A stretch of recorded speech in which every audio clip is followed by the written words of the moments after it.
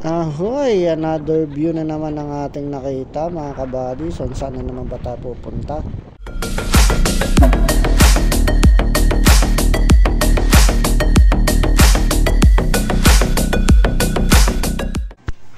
So yun, tanghali na. So time check 8:59 na. And this time check is brought to you by Honda Click version 2. O yan. So, ang time of departure namin dito mga kabady is 9:20 na. So, medyo mainit-init na to at ayos lang, at least natuloy. Kasi biglaan lang din ng yaya ng ating mga tropa. And this time, di lang kami dalawa ngayon, kundi 5 motor kami ngayon guys. Tapos lahat may back ride pa.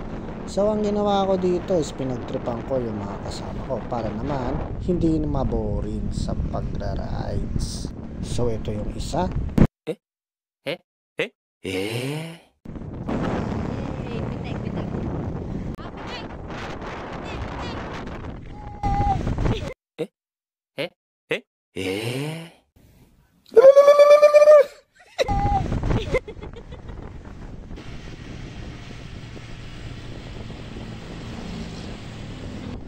And to mga kabady, muli tayo nagbabalik sa DRT.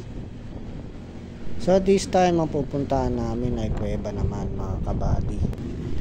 And this time sa sobrang excited ko pumunta sa venue eh lumagpas kami. Kanto lang naman. Ayan mo mga kabady, buti malapit-lapit lang, di pa masyadong malayo. So inantay ko na lang dito yung mga kasama namin kasi pag umikot ako baka hindi nila mapansin eh. Kasanayan ko na kasi na pagpupunta ng DRT eh, yung venue ito dire-diretso lang dito. So mga kabady, ibang ruta na pala yung dadaanan namin sa pagkakataong ito. At dahil nga bago ang ruta na to eh itong daanan na to wala na kami nakakasalubong pa ng mga sasakyan o di ka mga nagmumotor. Kaya naman napapaisip na ako kung naliligaw na ba kami o baka lumagpas na naman kami ng dadaanan.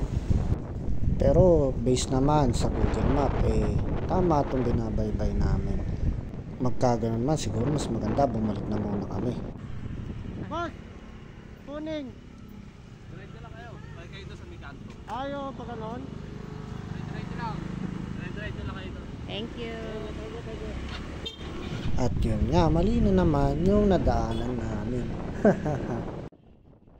Pero ayos lang mga kabady kasi kasama naman talaga yan sa paglalakbay o road trip. Ito naman yung naging kapalit nung pagkakaligaw namin, no? So panibagong view yung naming natagpuan. Napapansin ko nga minsan yung Google Map eh iba na yung natuturo o di kaya baka nabago, hindi lang na-update dito sa Google Map. So ayos lang, kaya lagi natin tatandaan mga kabady na magtatanong pa rin tayo sa mga tao madadaanan natin. Mahirap na, baka saan pa kayo mapunta.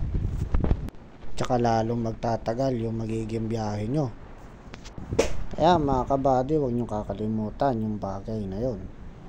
Palagi rin tayo magtatanong paminsan-minsan. And mga kabady, bago kami makarating mismo doon sa venue eh may nakita akong daanan dito.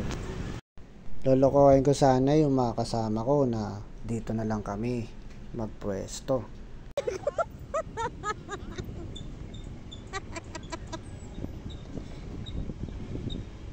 Shortcut dito.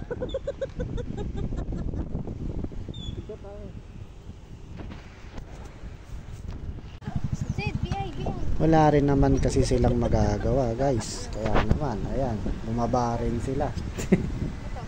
Pero kung tutusin, pwede naman na talaga dito. Ayan, ilog.